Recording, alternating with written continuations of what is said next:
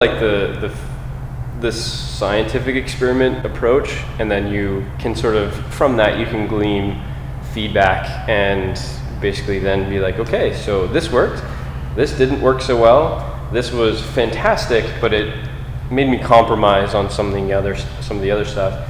I find it allows you to look at it a little bit more objectively, which is like, that's a huge mindset thing that I'm trying to get across to the people that I'm coaching on the nutrition front, or like on the exercise front, whereas my previous like young strength coach, or the young trainer voice inside of me was like, no, you have to eat this way and this is the only way.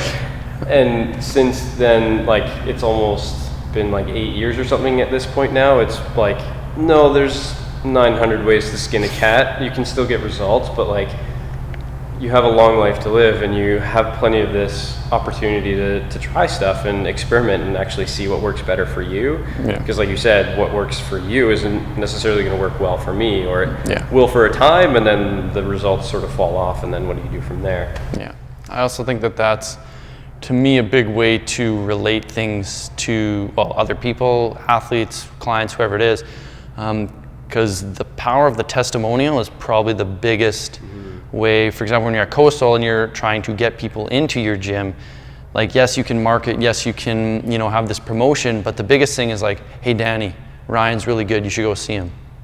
Okay, I'll go see him. So if you ask anybody that's on like a diet, like whether it's keto, paleo, you ask them like, why are you doing that diet? Or why did you start that diet? Most often it's not because, oh, I saw an infomercial late at night. It was because my friend Sally was on it and she lost 20 pounds. My friend Billy was on it and he's shredded, and now I want to be like that. So for me, that helps me when athletes are like, hey, I want to go keto. Hey, I want to try intermittent fasting. Hey, I want to try, German volume training. And I can go to them and say, I've done that. This is what I found. So I'm not saying it's right, I'm not saying it's wrong, I'm saying these were my results. And once again, it can be completely different for the individual, but I find that sticks in athletes' minds a lot more than the research on this says that you should do this 6 times a week.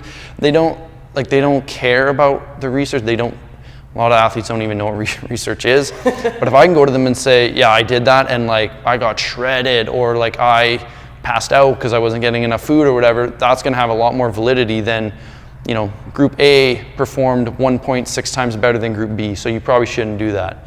So I find that that's a big thing, is using yourself as an experiment. It can be fun if you like doing those kind of things, which I do, but it's just a better way to relate info to people.